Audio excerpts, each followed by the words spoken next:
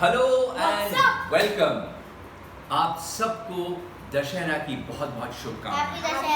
Happy Dussehra. और आज गॉल्पो के एक और सत्र में आप सबका स्वागत है। तो आज हमारी जो लोक कथा है ये गणित पर आधारित है कि अच्छा, उससे पहले मैं ये पूछना चाहूंगा कि हमारे जो आरोह और अगस्त हैं ये कितने साल के हुए? 10। ये दोनों 10 साल के हुए। Turning 11 on March 12. अच्छा ठीक है, आप लोग अभी 10 साल के हैं। तो ये नंबर 10 जो है ये हमारे लिए इतना महत्वपूर्ण क्यों है? आपने कभी सोचा है कि हर चीज 10 पर क्यों है? Ravan has 10 heads.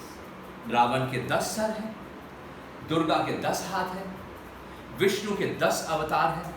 ये हर चीज आकर 10 पर ही क्यों अटकता है?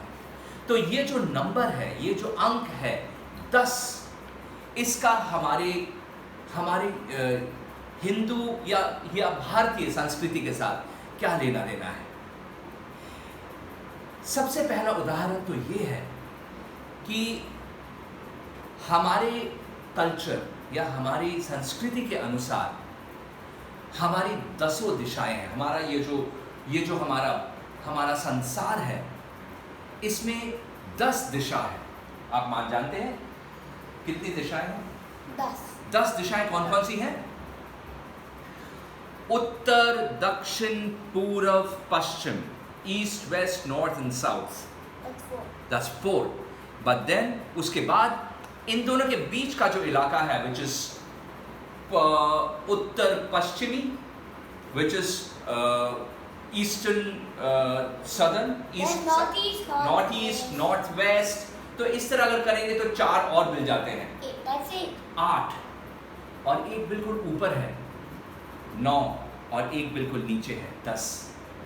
इन 10 दिशाओं ने हमारी ये जो पूरी दुनिया है, हमारा जो पूरा जीवन है, इसको समेट रखा है। But aren't the top and bottom just north and south? No, north and south. पर ऊपर और नीचे भी तो 2 दिशाएं हैं। हम लोग क्या कहते हैं, जो नीचे का वक्त है, वो नीचे का जो दिशा है वो उत्तर, दक्षिण, पूर्व, पश्चिम में नहीं आता, या बिल्कुल ऊपर जो है वो नहीं आता। Not so good. तो इसलिए हमारे ये 8 हो गए, और 9 और 10, ये जो 10 दिशाएं हैं ये हमारी जिंदगी और हमारी दुनिया का आकार है। और इसीलिए हर चीज 10 पर आकर अटकती है। और कहते हैं हमारा पहला नंबर क्या है? 1। और 0 क्या है? कुछ नहीं। और ये 0 जब 1 के साथ आके मिलता है तो हमारा प्रथम 2 अंक का नंबर 10 चालू होता है। इसलिए 10 जो है वो बहुत ही महत्वपूर्ण नंबर है। और इसीलिए हमने तरह तरह की कहानियों से, तरह तरह के उदाहरणों से हमने इस नंबर अंक 10 को बहुत ज़्यादा महत्वपूर्ण और बहुत ज़्यादा इम्पोर्टेंस दिया है। कभी हमने रावण के 10 सर बनाए हैं, कभी हमने दुर्गा के 10 हाथ बनाए हैं, कभी हमने विष्णु के 10 अवतार बनाए हैं। और इस तरह 10 नंबर जो है ये बहुत ही हमारे लिए महत्वपूर्ण है। पर आज दशहरा के दिन मैं वो कहानी सुनाऊंगा, वो लोक कथा तो नहीं है, लेकिन ये आधारित है लोक कथा पर, जिसके कारण रावण दशानन कहलाया, 10 सर रखने वाला। पर ये 10 सर रखने वाला क्या है? आप बता सकते हैं कि ये 10 सर मतलब क्या? उसके सच्ची में 10 सर थे? नहीं, एक सर में 10 सर का ब्रेन। एक सर में 10 सर की बुद्धि, विद्या रखने वाला इंसान, प्रबल मेधावी, अत्यंत ही विद्वान महाराजा रावण। ये उनकी बदकिस्मती थी और ये उनका बुरा वक्त था जो उनका अंत इस तरह से लेकर आया। लेकिन हम उस बारे में आज बात नहीं करेंगे। आज बात करेंगे कि रावण दशानन, अपने आप को 10 मुख दशानन क्यों कहलाया। जब रावण एक ब्राह्मण का बेटा था, और वो और उसकी गरीब माँ और उसके 2 भाई एक कहते हैं पाताल लोक में उस वक्त पाताल नगरी का राजा था महाबली, महाबली के दरबार में आया और महाबली ने बचपन से ही रावण को देखा कि रावण बहुत ही ज़्यादा होनहार है। तो एक दिन उन्होंने रावण के साथ तर्क किया, विद्या तर्क। विद्या तर्क मतलब आपकी बुद्धि वर्सेस मेरी बुद्धि। हम लोग जिसको आज के दिन में बोलते हैं कौन बनेगा करोड़पति। तो विद्या तर्क किया जिसमें उन्होंने बोला कि देखो रावण, तुम्हारी जो ये 10 हमारे जो भाव हैं, 10 है, वो ये है कि सुखी होना, सुखी नहीं, ईर्ष्या होना, गुस्सा होना, हंसना, दुखी होना, क्रोधित होना, ये इस तरह से हमारे जो 10 भाव हैं, ये तुम्हारे अंदर इतने ज़्यादा हैं कि ये तुम्हारा विनाश करेंगे। रावण ने कहा नहीं, मेरे अंदर जो ये 10 भाव हैं, ये ही मुझे गरीबी से राजा बनाएंगे। तो ये 10 भाव क्या है? वो 10 भाव है, पहला है क्रोध। उन्होंने कहा कि रावण ने कहा क्रोध, महाबली ने कहा क्रोध तुम्हारा अंत करेगा। रावण ने कहा क्रोध हर इंसान की जिंदगी में होना जरूरी है, क्योंकि अगर आप क्रोधित नहीं होंगे तो आपके अंदर की जो इच्छा है, प्रबल इच्छा है, वो कभी बाहर नहीं आएगी। लोग आपको गलत तरह से इस्तेमाल करेंगे। क्रोध मीन्स एंगर। क्रोध होना और क्रोध को सही इस्तेमाल करना भी एक तरीका है। तो रावण ने बोला क्रोध होना बहुत जरूरी है।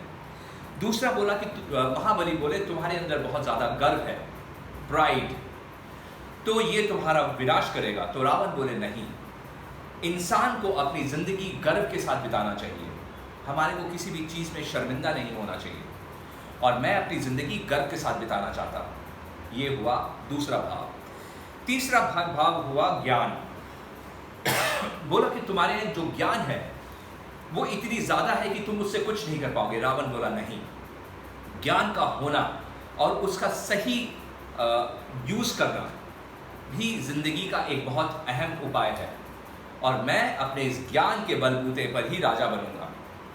अगला हुआ ईर्ष्या, कि तुम्हारे अंदर बहुत ज्यादा ईर्ष्या है। ईर्ष्या इज जेलसी, और ये जेलसी तुम्हारा विनाश करेगा। रावण बोला नहीं, हर इंसान के अंदर ईर्ष्या होना बहुत जरूरी है, क्योंकि ईर्ष्या से ही इंसान आगे बढ़ता है। सही गलत ये मैं नहीं कह रहा, लेकिन उसने बोला कि जब तक मैं किसी चीज के ऊपर ईर्ष्या नहीं करूं, क्योंकि तुम्हारे पास है मेरे पास नहीं है, मैं ज्यादा मेहनत करूंगा कि मुझे भी वो मिले। जब तक वो नहीं है तब तक मैं आगे नहीं बढ़ पाऊंगा। उसके बाद उन्होंने कहा हैप्पीनेस, प्रसन्नता। उन्होंने कहा प्रसन्नता और दुख, हैप्पीनेस एंड सैडनेस, ये दिन और रात की तरह है। हमारे को एक और दूसरा दोनों को पाकर ज्यादा प्रसन्न नहीं होना चाहिए और ज्यादा दुखी नहीं होना चाहिए। रावण ने बोला गलत, अगर हम कुछ अच्छा करते हैं और हमारी जिंदगी में प्रसन्नता आती है तो हमारे को खुलकर प्रसन्न होना चाहिए। We should be full of happiness. और हमारी जिंदगी में अगर कुछ दुख का अवसर आता है तो हमारे को आंसू बहाने चाहिए, इसमें कहीं कोई शर्म नहीं है।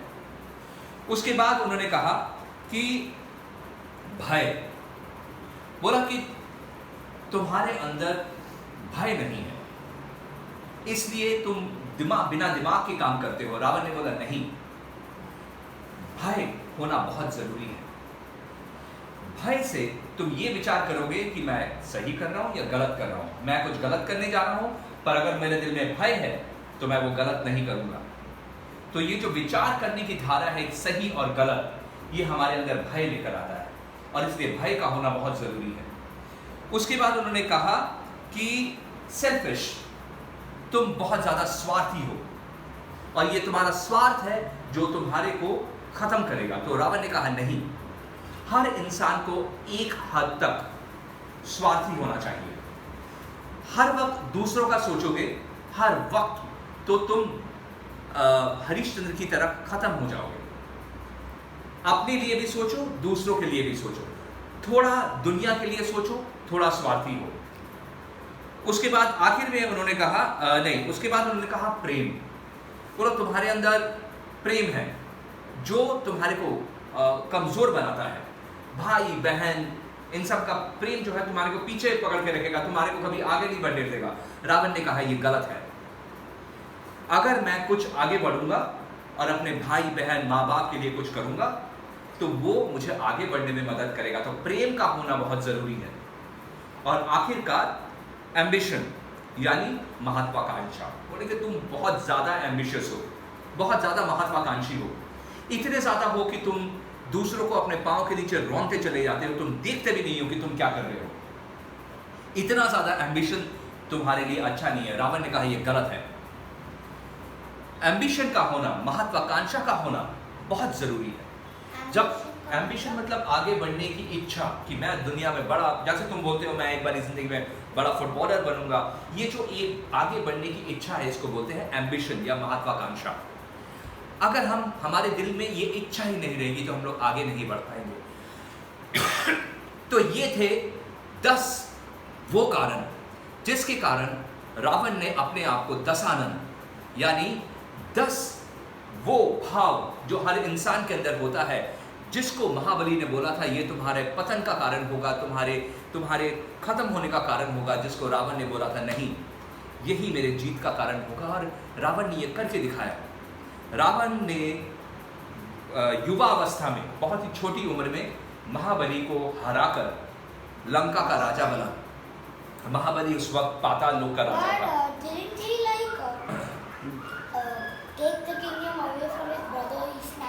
No, that's not Ravan. Ravan ने महाबली को हराया और महाबली को हराने के बाद पाताल लोक का राजा बना और वहां से फिर वो श्रीलंका गया, श्रीलंका के राजा को हराया और वहां जाकर वो श्रीलंका का राजा बना। और जब वो भी उसके साथ, दोनों का ही वो राजा रहा। तो ये जो थे 10 भाव जिसको रावण ने, जिसके बारे में हम लोग बात नहीं करते, जिसको हम लोग शायद नहीं जानते, लेकिन उसको दशानन, जो उसने खुद अपने आप को बोला था कि आज से मैं अपने आप को दशानन बोलता हूँ, आज से मैं अपने आप को 10 मुख बोलता हूँ। ये कारण था कि हम लोग रावण को आज भी 10 अलग अलग स्तर से देखते हैं या जाने जाते हैं। ये था अंक 10 का एक ऐसा कारण जिसके कारण हम रावण को 10 सिर वाला जानते हैं। और ये रावण 10 सिर वाला कैसा दिखता था ये पहले दिखाएगा आरो 10 सिर वाला रावण। और ये रावण का जो रूप है ये आज से करीब 700-800 साल पहले बनाया हुआ रूप है। उससे पहले कोई भी रावण को इस तरह से नहीं जानता था। उससे पहले हम जो देखते हैं रावण का रूप, उसमें रावण एक बहुत बड़ा भीमकाय आकृति में रहता था, जो दिखाएगा आपको अगस्त्य कि राम और रावण, क्योंकि रावण को हम लोग दैत्य आकार दिखाते हैं, बहुत ही भीमकाय दिखाते हैं, इसलिए रावण को हर वक्त बड़ा दिखाते हैं। तो ये है आज का दशहरा स्पेशल कि 10 नंबर का हमारी ज़िंदगी में, हमारे कल्चर में, हमारी संस्कृति में उसका क्या अध्याय है, क्या उसका इम्पोर्टेंस है। तो हम सब की तरफ से आप सबको एक बारी और दशहरा की बहुत शुभकामनाएं, दशहरा की शुभकामनाएं। हम हर बार की तरह आपसे दोबारा प्रार्थना करेंगे कि आप YouTube चैनल stayhome_dad में जाइए, शेयर करिए, सब्सक्राइब करिए और हम अगले सत्र में आपसे दोबारा मिलेंगे और तब तक के लिए शुभ रात्रि एंड गुड नाइट।